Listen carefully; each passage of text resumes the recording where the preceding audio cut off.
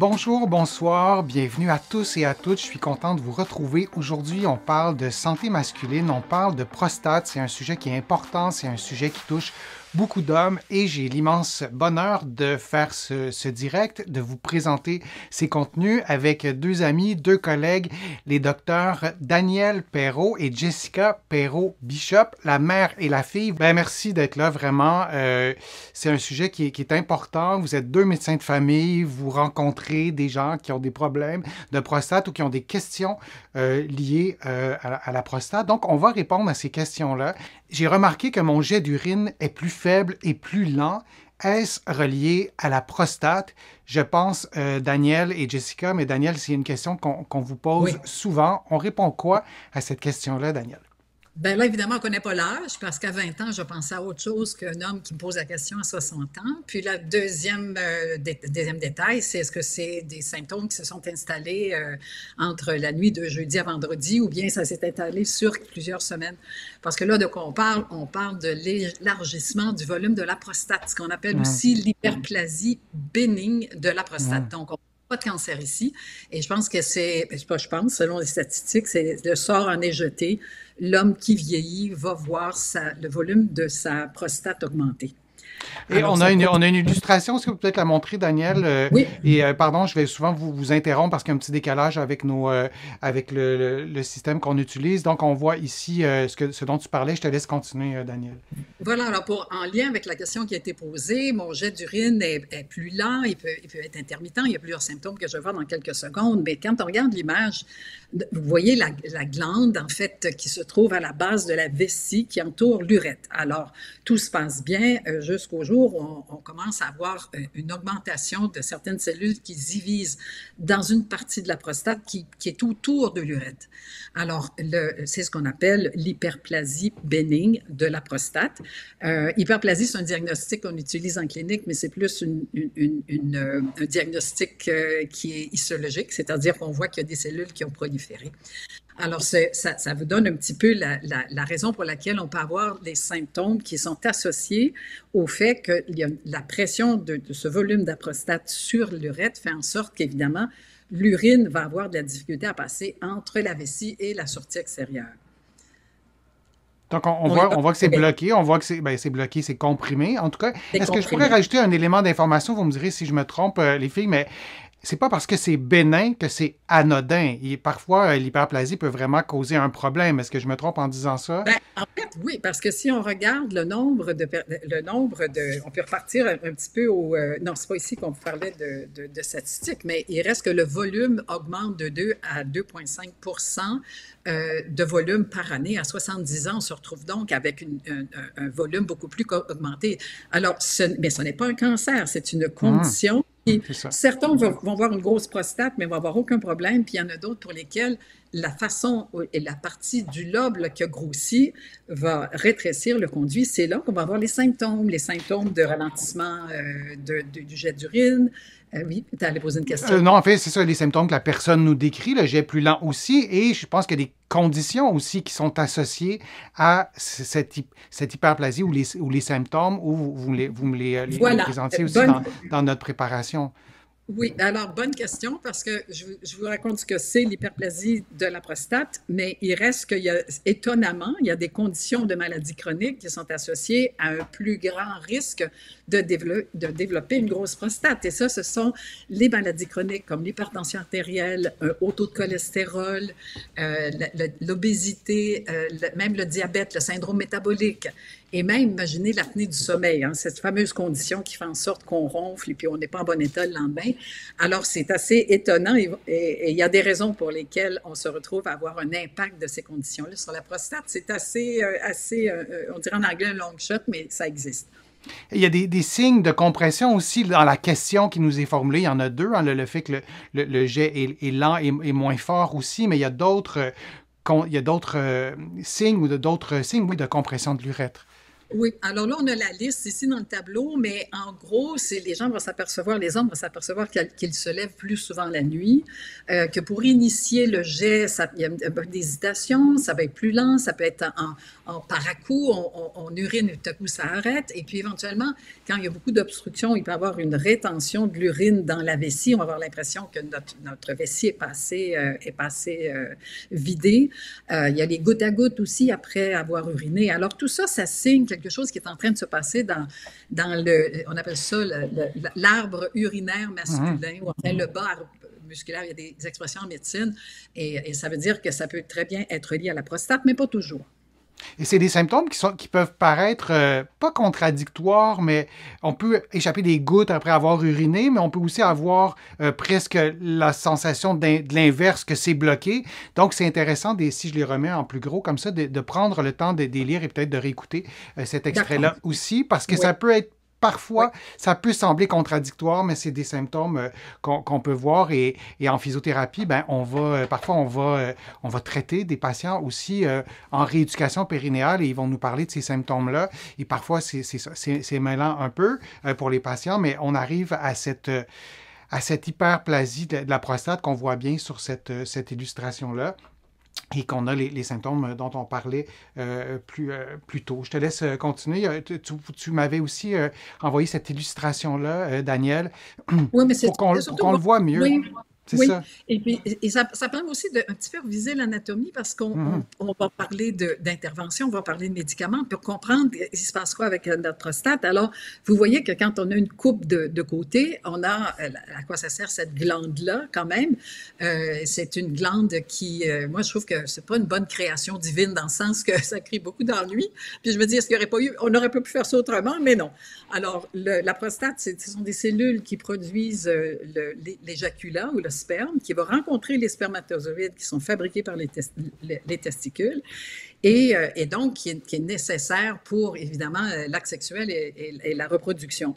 Et ça, si je vous mentionne le lien avec cette fonction-là, c'est que lors des interventions chirurgicales, on peut faire atteinte à ce petit conduit-là Mhm. et avoir un problème avec l'éjaculation. Alors, c'est pour reviser un petit peu l'anatomie qu'on vous présente ça et qu'on peut très bien voir avec l'image de droite que si c'est enflé, et soit dit en passant, on parle ici de symptômes très spécifiques à l'hyperplasie de la prostate, parce que vous avez aussi d'autres conditions dont va parler ma fille qui peut faire en sorte qu'on peut avoir aussi des ennuis spécifiques, là. Mhm.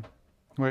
Et il y a des drapeaux rouges aussi, je pense, qu'on peut prêter attention, en tout cas quand on a des symptômes. Je me trompe? Ben, c'est-à-dire que alors, vous voyez, on a un volume qui augmente. Et puis, on a les symptômes qu'on vous a décrits. Quand c'est rendu que c'est très comprimé, il peut y avoir une rétention où vous ne pouvez Mhm. absolument pas uriner. Donc, vous devez aller à l'hôpital. Puis c'est vraiment très, évidemment, c'est pas du tout une condition agréable. Si vous notez du sang dans votre urine, on tarde pas, là. Alors, c'est comme je vous dis, on a une hyperplasie bénigne de la prostate après avoir fait les tests voulus, parce que ce sont des symptômes qui pourraient être communs à d'autres conditions aussi. Mhm. Et c'est le médecin qui pose le diagnostic, c'est pas en lisant ce qu'on vous a donné là, vous dites, ah ben moi j'ai ça, c'est réglé, on n'en parle plus, c'est vraiment le médecin, mais c'est quand même des symptômes que la personne peut percevoir elle-même, Mais c'est non? intéressant, là, Denis, là, cette question-là, parce que les hommes sont timides vous savez, depuis qu'on a en fait le fameux médicament pour les problèmes érectiles, les hommes ont commencé à s'ouvrir beaucoup. Avant ça, ils hésitaient beaucoup à parler de leurs symptômes érectiles ou de leurs symptômes urinaires. Alors, je constate des gens qui se lèvent beaucoup la nuit, qui pensent que c'est normal, qui voient des changements au niveau de l'urine et qui consultent pas. Puis c'est pas toujours nécessaire aussi Mhm. de soigner tous les hommes si ça les ennuie pas. Mais il faut comme reconnaître qu'il y a moyen, par des méthodes non médicamenteuses et la chirurgie, de faire en sorte qu'on ne se trouve pas à la toilette aux 2 heures.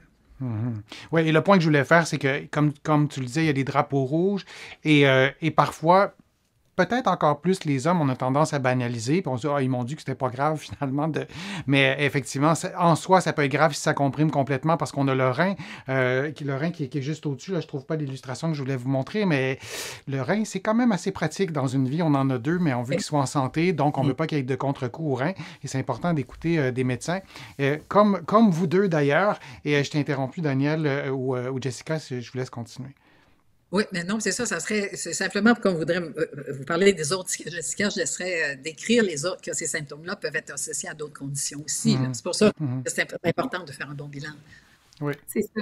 Il faut vraiment faire attention parce qu'en fait, bon, dans les autres possibilités qu'on voit, qu'on peut voir quand même assez fréquemment, c'est donc une pierre dans la vessie, donc ce qu'on appelle un calcul vesical, un problème de vessie hyperactive ou hypoactive. Ça veut dire, tu sais, Mhm. votre vessie, c'est vraiment, ça comprime, hein, c'est un gros muscle, puis c'est soit que ça comprime trop, il est hyperactif versus il est hypoactif. Donc là, on a de la misère à vider la vessie. Les infections urinaires, les infections de la prostate peuvent donner aussi des symptômes similaires au grossissement de la prostate en soi. Même chose aussi qu'on appelle la sténose urétrale. C'est un blocage complet de l'urètre pour toutes sortes de raisons. Et ça fait en sorte donc que l'urine a de la misère à s'éliminer.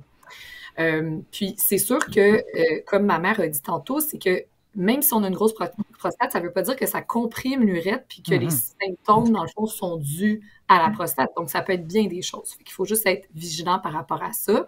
Comme on a dit, les drapeaux rouges, si vous avez une rétention urinaire incapable d'uriner, ça, c'est dangereux. Si vous avez remarqué du sang, c'est dangereux aussi. Il faut consulter rapidement.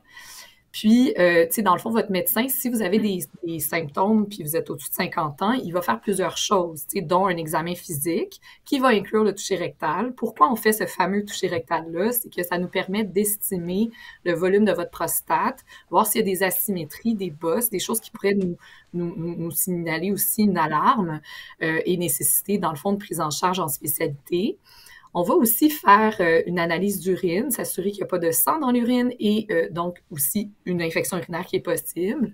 Et on va doser l'APS. L'APS, c'est l'antigène prostatiste spécifique. On va en parler un petit peu plus tard, mais c'est une molécule qui est sécrétée par la prostate et qui peut être dosée dans votre sang. Et selon ces résultats-là, ben là, on va voir si on pousse avec une imagerie comme une échographie ou une consultation chez le spécialiste si c'est un petit peu plus alarmant. Ce qu'il faut comprendre aussi, la grande distinction, c'est qu'on demande ce test d'APS-là, la petite molécule dans le sang, parce que vous avez des symptômes. Mais si vous avez aucun symptôme, est-ce que ça vaut le coup de dépister cette petite molécule? On va en parler un petit peu plus tard, mais il faut une bonne conversation là, pour vraiment éclaircir la décision là, avec votre médecin sur cette question-là. Donc, à la question, à moins que tu aies des choses à ajouter, Jessica, mais à la question, j'ai remarqué que mon jet d'urine est plus faible et plus lent. Est-ce relié à la prostate? Bien, la réponse est oui, c'est possible, mais il faut en parler à son médecin. Je vous remercie vraiment beaucoup d'avoir été présent durant ces contenus qu'on vous a donnés. Merci aussi pour vos questions. Merci, Jessica Perrault-Bishop. Merci, Daniel Perrault, de votre collaboration. C'est toujours un grand plaisir de travailler avec vous en amont. Donc, tout ce que vous n'avez pas vu, vous, durant la vidéo, qui ont été travaillés en amont. Vous avez travaillé très fort pour préparer ces contenus-là. J'espère que vous porterez bien. J'espère que vous... En fait, pas j'espère, mais vos patients sont chanceux de vous avoir. Avez-vous un mot de la fin, Jessica, à nous dire par rapport à ton expérience, toi, Daniel, aussi, par rapport à vos patients qui vous consultent pour des problèmes de prostate? Ben, en fait, moi, je dirais juste, soyez pas gênés d'en parler. Puis, il faut pas que ça devienne tabou de parler de votre prostate et de vos symptômes urinaires. C'est pas nécessairement normal d'avoir des symptômes, donc il faut en parler. Et Daniel, un mot de la fin par rapport à la santé de la prostate, par rapport au grand sujet qu'on a abordé ben aujourd'hui? écoutez, c'est que j'utilise mon âge pour vous dire qu'en médecine, il y a eu énormément d'avancements sur plusieurs sujets, sur plusieurs pathologies, et que même si votre voisin a le même symptôme que vous, ben c'est bon d'aller vérifier que ça peut être pour d'autres causes que celui de votre voisin, mais je crois que c'est normal que les gens discutent entre eux.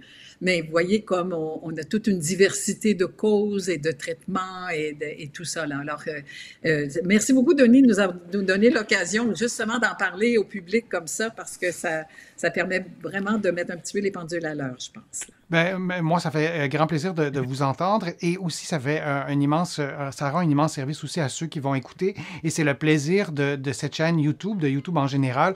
On peut écouter ces contenus-là dans le confort de notre foyer, ça reste confidentiel et vous allez peut-être aussi être outillé, peut-être aussi avoir développé un vocabulaire. Parfois, c'est des choses qu'on ne connaît pas pour en parler à votre pharmacien, en parler à votre médecin. Merci beaucoup, Daniel, Jessica. Merci à vous, internautes, et je vous dis à une prochaine fois, à un prochain direct, à une prochaine vidéo. Au revoir.